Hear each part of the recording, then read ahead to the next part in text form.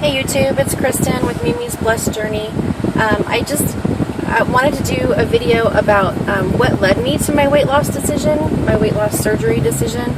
I had never been a big fan of weight loss surgery. I really didn't know much about it. What I knew about it was that you had to eat smaller portions, you had to eat the right food, and you still had to exercise.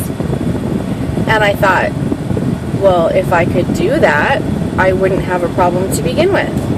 And I thought,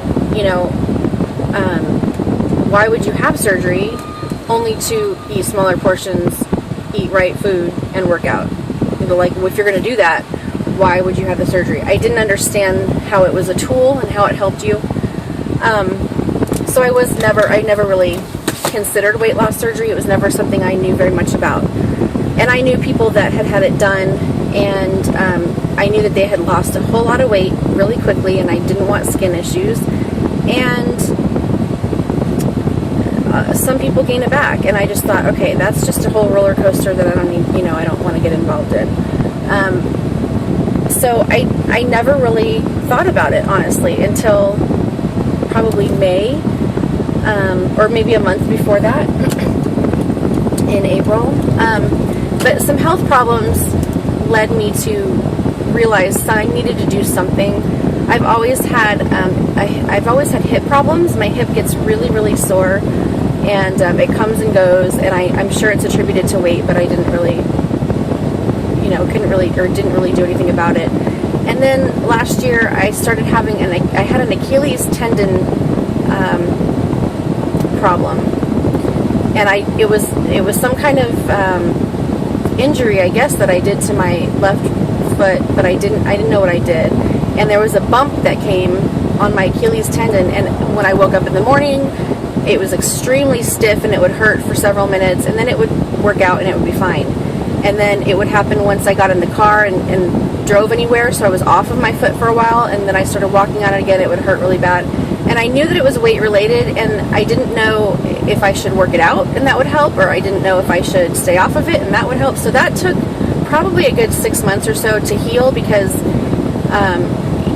I tried a boot, I tried all kinds of stuff, and you can look up on the internet, and some people say you have to walk it off and you have to work it and strengthen the muscle. Some people say it's not a muscle, it's a tendon, you got to stay off of it and let it heal. So I didn't know what to do. I talked to my doctor about it, and he said he could send me to something, but he said it can progress if it doesn't heal right to where I pop it, and that would not be good. So that's when I really started staying off of it, got a boot, and I tried to work it, in the morning and stretch it and stuff before I got off the bed and started walking on it. So anyways, that was my first kind of weight-related injury where I actually felt old.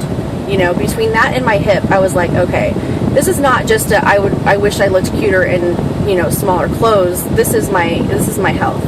And also 4 years ago when my daughter was born, I was about 100 pounds overweight at that point too. About 85 pounds overweight or so when I got pregnant with her. And I ended up getting gestational diabetes, and that scared the tar out of me because I was on a really strict diet. I had to monitor my sugar 3 times a day, and I just thought to myself, how do people do this for the rest of their lives? It was horrible. And I also had really high blood pressure during that time too, and I was equating one with the, I didn't know what symptoms was from what. All I knew is I felt horrible all the time. I had no energy. I felt horrible. I was on this really strict diet, and it was just bad. And I just thought to myself, okay, hopefully this goes away when I have the baby. I hope it's not that I have diabetes now. And it was just so bad that I thought, I don't know how people do this with diabetes all day, every day, all the time. And so luckily when I had her, my sugar went right back to normal. But I did have high blood pressure, and they thought I was going to have a stroke after I had her. They kept me an extra 24 hours, and they gave me magnesium and did all kinds of stuff. I was retaining so much fluid, and it was scary. And so between those weight-related events, I started to realize this is really serious, and it's not just a matter of, I wish I was thinner. It's a matter of my health. And I went on a little mini staycation to a hotel here in town. I live in Las Vegas, and so I went to a hotel. And my mom, when we got back, I had seen the pictures, and my mom had taken a picture of me sitting at the hot tub talking to somebody in there, and I did not even recognize myself. I've been the same weight for years and years and years. Like 232 is right where I maintain. And I looked at myself and I was shocked. I was like, okay, that's it. Like, I don't know what's going to happen, but something big, some big life change is going to happen, because I can't. This is horrible. So between the high blood pressure, the high cholesterol, and all that, it was time. My blood pressure had kept getting higher for a couple months, and so he put me on a water pill along with my cholesterol medicine. I don't know why I keep saying cholesterol, along with my blood pressure medicine, and it seemed to help. So the next month he wrote me a prescription for not a water pill and a blood pressure pill, but for one pill that was both. And that seemed to work. Well, the next time I got it filled at the pharmacy, I don't know if I asked for the wrong thing or they filled the wrong thing or what it was, but they gave me 3 months of only the water pill and not the both combined. So for 3 months, I was not taking my blood pressure medicine. I was only taking the water pill, and I thought I was taking both. So every time I went to my doctor's office, he's like, your blood pressure's a little high, and we couldn't figure out what it was. He's like, are you taking your pill? I'm like, yeah, I'm taking it every day. So for 3 months, I started thinking, well, because I was also having these episodes where it felt like my blood sugar was dropping. All I knew was that it felt like I was pregnant again, and I wasn't pregnant again, but it felt like those symptoms, like I would have no energy. All of a sudden, I would get really hot and shaky, and I would eat something with sugar because I thought it was my blood sugar. I thought it was my blood sugar was dropping. It was actually my blood pressure. And so I thought I was taking my medicine. So here I am at the doctor, like, I'm taking my medicine, my blood pressure is through the roof, they don't know what's going on. And finally, just by the grace of God, I went to my doctor's appointment one day. I see him every month just for a different medicine that I'm on. And I didn't have time to see what I needed refills for, so I threw everything I had left in my purse. And I showed him what I was taking. I said, I have this, and everything else is empty. I need refills. And he goes, you shouldn't even be taking that. That's just your water pill alone. Where's the one that has the water pill and the cholesterol medicine together? And I was like, or the blood pressure medicine together. And I was like, and then it hit me that through the pharmacy or me or whatever, because I take so many medicines that when it's time for refills, some are on the 3-month schedule, some I have to refill every month, some are on a 2-month schedule. It's ridiculous. So I never know. I trust their computer to say, okay, it's time for this to be refilled, because I just take everything every day and I figure they know what I need to be refilled, but that's not the case. So they had given me a 3-month supply of the water pill, not the blood pressure in the water pill. So I thought I was taking it and I wasn't.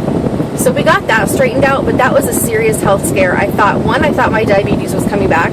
I didn't know why I couldn't get my blood pressure under control. I thought I was gaining weight. My weight stayed the same, but I felt like I was gaining weight, probably because of water.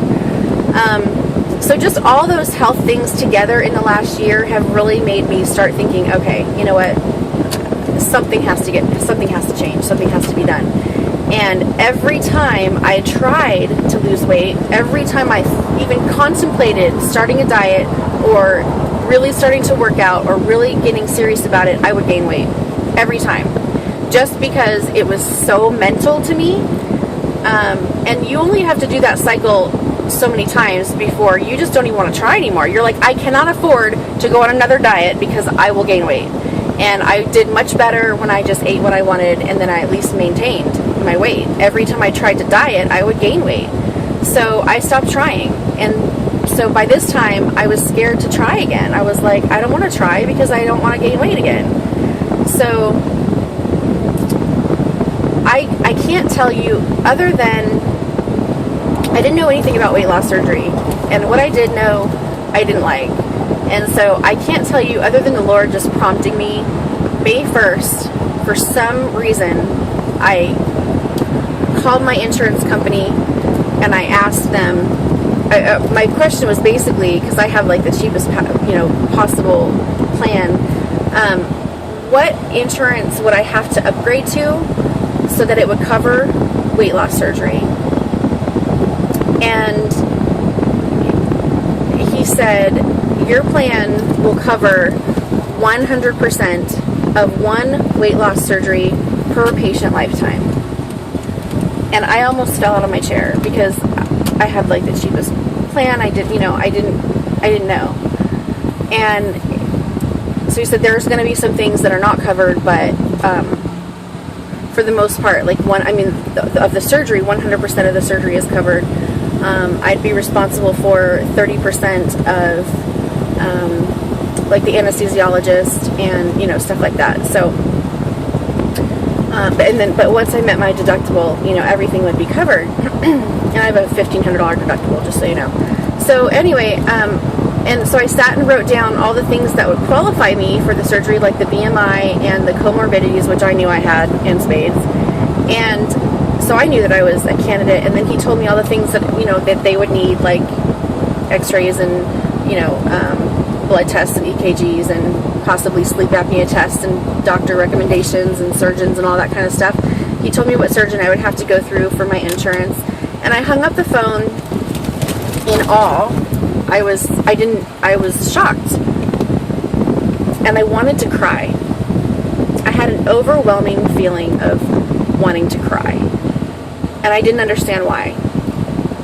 Because I'm also on an antidepressant, anti-anxiety medicine, and for like 20 years, and it really evens out my emotions for me. So to get me to the point where I want to cry is pretty hard, actually, at this point. And so I just felt this overwhelming feeling several times that day while I was at work that I just wanted to cry, and I didn't understand where that was coming from. So on the way home, I was praying, I was talking to the Lord on the way home, and I was like, what is this feeling? Like, why do I want to cry? And I got one word, and it was clear as day. And all he told me was, hope. You have hope. And it wasn't until that moment that I realized how much my weight does bother me on every level. What I look like, what I feel like, my health. I feel very out of control with it at this point because I've tried to fix it and I can't. And because I try to fix it and I can't so many times, I started to just trick myself or just make myself think, just work it. There's a lot of guys out there that like bigger girls, so just find those guys. It's kind of like if you can't beat them, join them kind of thing. I had worked so long the last 4 years on my own self-esteem and getting healthy on the inside, emotionally and spiritually. And part of that process was learning to love myself no matter what. And so I had been spending the last 4 years trying to have a healthy self-esteem for who I am, just how God created me, just like I am, and to love myself and to realize that He loves me just the way I am. And so for me to actually admit that I want to change my weight and that I have to change my weight and that I'm not happy with my weight kind of went against all the things that I've been working so hard to heal within myself. Or that's at least what I felt. I felt like I had been trying to talk myself into for so long being okay with my weight and just quote unquote working it. Well, work it, girl. You look good in those clothes. Like, work it. Some guys like curves. Like, own your curves. And be positive about it. And I had gotten to that point. I was like, okay, I can find cute clothes, and I'm confident with myself. And everybody that knows me would be shocked to find out that I am so upset and about my weight, and that it really, really hurts me. And everybody around me and myself was just shocked when I realized how much my weight really affects me and how devastating it is to me, really, if I really am honest about it, even though I had tried for so long to talk myself into being okay with it. And that's what the tears were. That's why I wanted to cry, because I finally realized that there may be a real solution. I mean, I knew surgery was like the end of the line. It was serious. It was gonna work. If I worked the plan, it was gonna work. And that's where the crying, you know, came in, was there's a possibility of hope. It was hope. And so that's why I decided to do this surgery, because when I really looked into it and I started watching everybody on YouTube and I read the books and I started doing all my research, I realized the positives of it and the negatives of it, and coming from where I'm at, it's worth it, and it's time to get a handle on it. I'm a single mother of 2 kids, and my parents have always played a big role in raising them. My dad has a weight problem, and watching him get older and try to move around and doing things, I'm thinking to myself, I can't let it get to that point. I can't wait any longer. I have to get this fixed. My parents are not going to be around forever to help me with my kids, and they need somebody, because if I don't take care of myself, my parents are not going to be there forever. It's just me.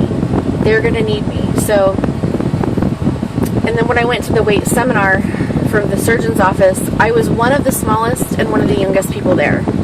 And I just thought again, okay, this is it. I don't want to wait another 10 years and be that big before I do this.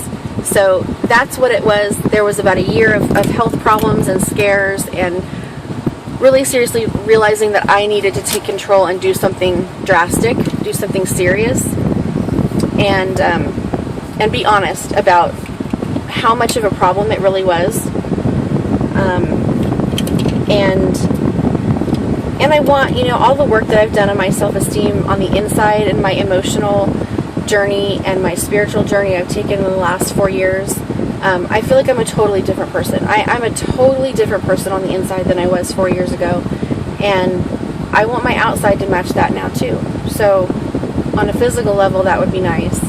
On an emotional level, I had to come to terms with some things, and also I realized that this surgery is a tool, and emotionally I'm still going to have to start dealing with more of why I was eating to begin with, what made me that big to begin with. So there's still a lot of work to be done, but there was just kind of a gap in my head between pretending that I was happy and confident and fine with my weight, and then realizing I tap out. I can't do this. I can't lose the weight. I need to lose the weight, so I'm going to take it to a next level and do something drastic, which is surgery. So I'm so thankful that it's a possibility. I'm thankful that the Lord prompted me to call my insurance company, because other than Him prompting me to do that, I can't really tell you why I did that. I have no idea. And then ever since then, like, you know, if you've been following my videos, everything has gone so smoothly. I had already been doing a weight loss, like a diary, a food diary.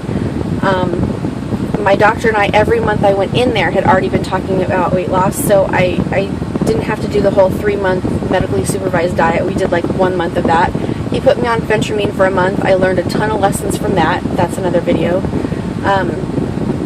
And then I had a little spout in the ER where they actually automatically did an EKG, blood test, and x-ray. And so all of that counted towards my surgery, so I didn't have to pay twice for that. Everything has just really fallen totally into line, which again reaffirms to me that the Lord is behind this. This is what He's allowing for me to do right now. It's in my plan. I think it's really I think it's the right thing to do, and I think He's leading me and guiding me towards it. I'm praying still every day, and I've prayed, look, if this is not what you want me to do, throw a roadblock in the way, like get me, like, so just make it so obvious that I'm not supposed to do this, because if this is not what He wants me to do, then I'm not going to do it. But to me, everything's lining up, and people are getting things faxed in, and everybody's cooperating with everybody else. I can't even get my cable fixed as easily and as smoothly as I've had everything, you know, happen.